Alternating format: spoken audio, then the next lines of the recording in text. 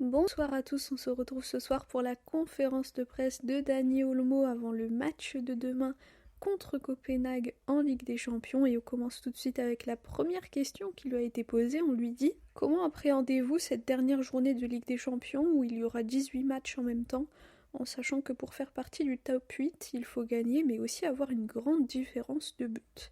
Dani répond: on voit ce match avec la même hâte et la même envie que d'habitude.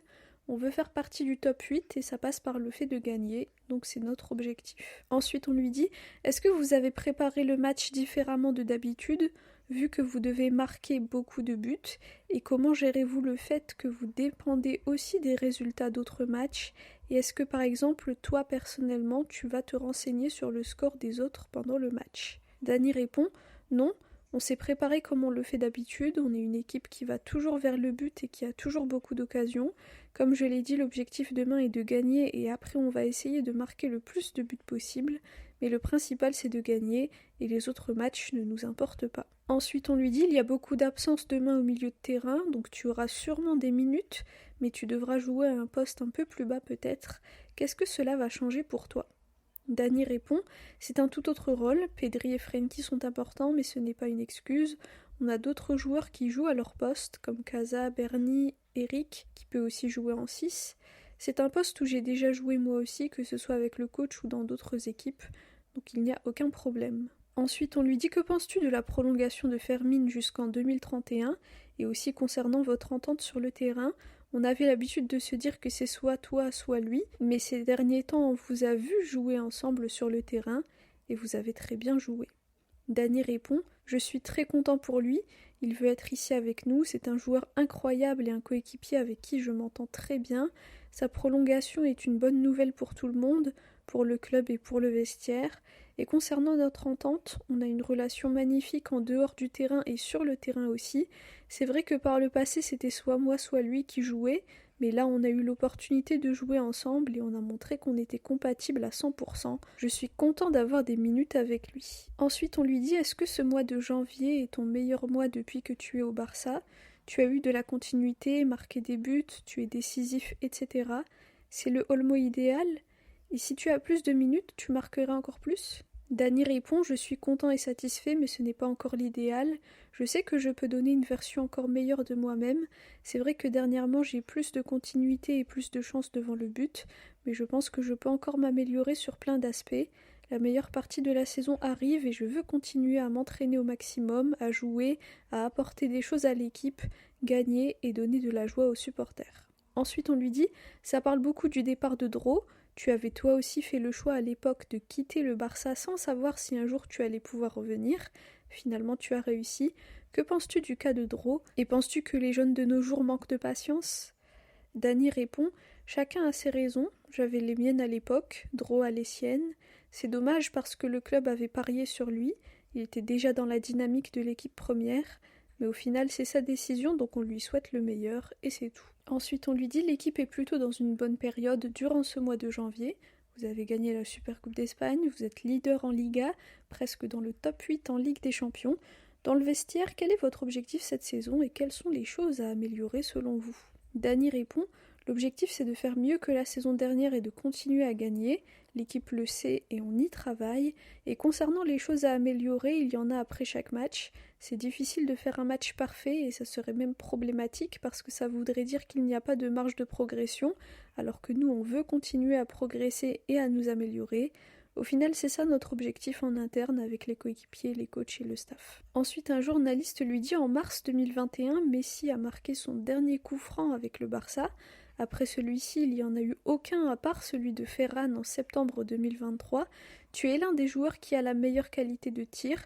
Est-ce que tu aimerais pouvoir tirer les coups francs? Et est-ce que vous vous entraînez là-dessus? Et comment vous décidez qui va les tirer?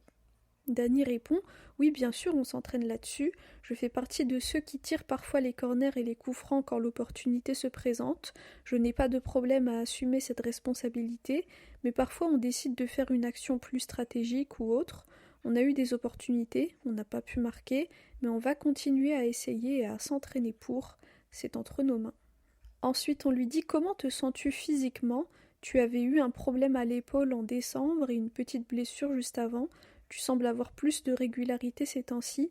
Est-ce que tu fais un travail spécifique physiquement pour éviter les blessures musculaires ?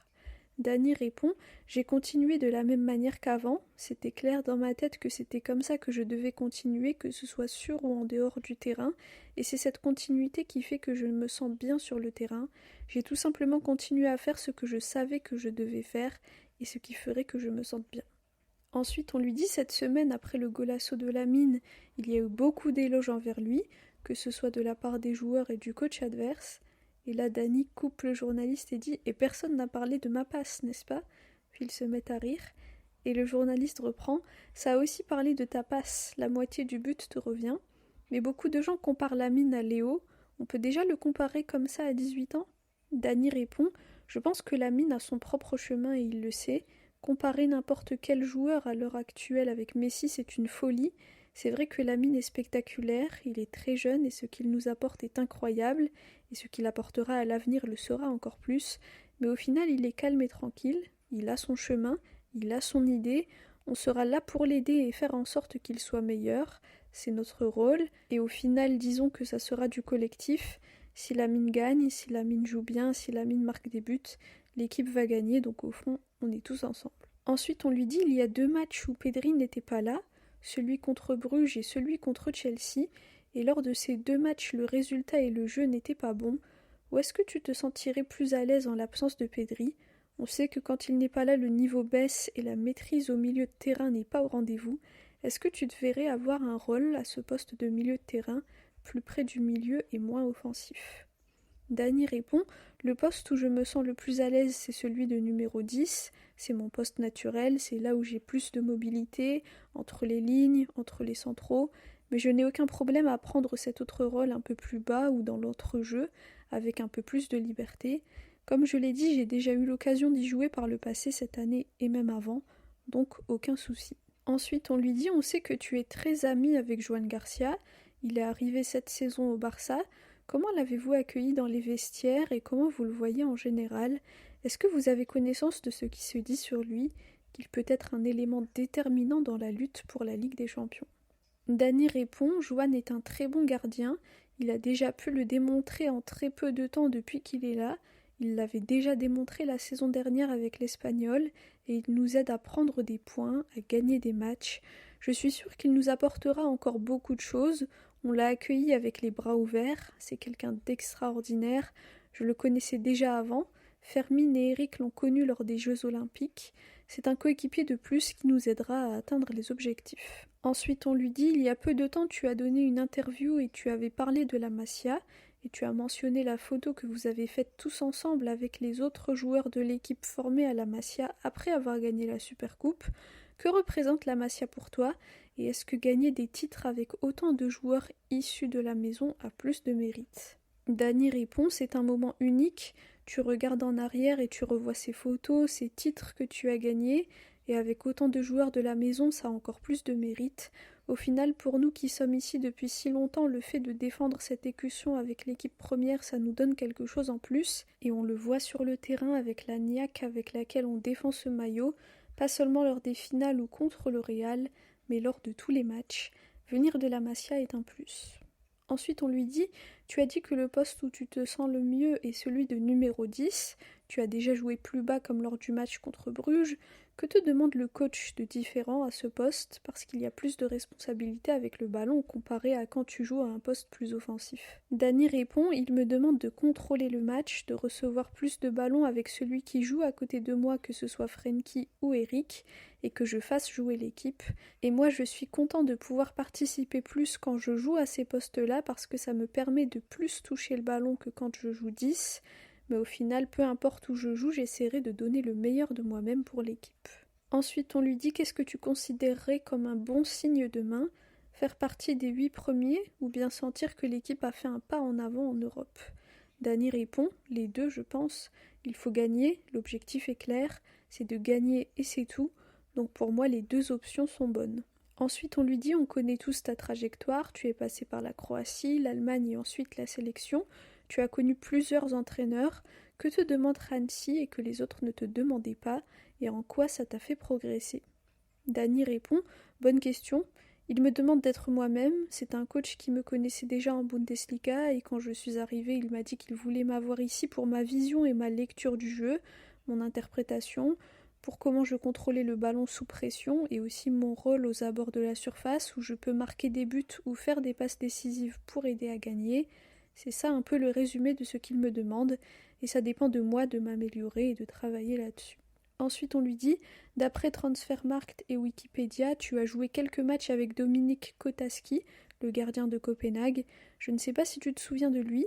Si c'est le cas, peux-tu nous parler de ta relation avec lui ?» Dani répond « Oui, on a joué ensemble en Youth League quand on était à Zagreb en Croatie. Ça fait très longtemps que je ne l'ai pas vu, mais je suis heureux qu'il aille bien et qu'il joue au top niveau en Ligue des Champions. Je serai très content de le revoir demain. » Et enfin, la dernière question, on lui dit à quel type de match t'attends-tu de la part de Copenhague ? Dani répond, on s'attend à une équipe difficile qui a aussi besoin de gagner. Ils vont venir nous chercher et on est prêt. C'est une équipe joueuse quand elle en a la possibilité, donc on va essayer de les en empêcher demain. Voilà pour la conférence de presse de Dani Olmo avant le match de demain contre Copenhague. Une très longue conférence de presse, 18 questions.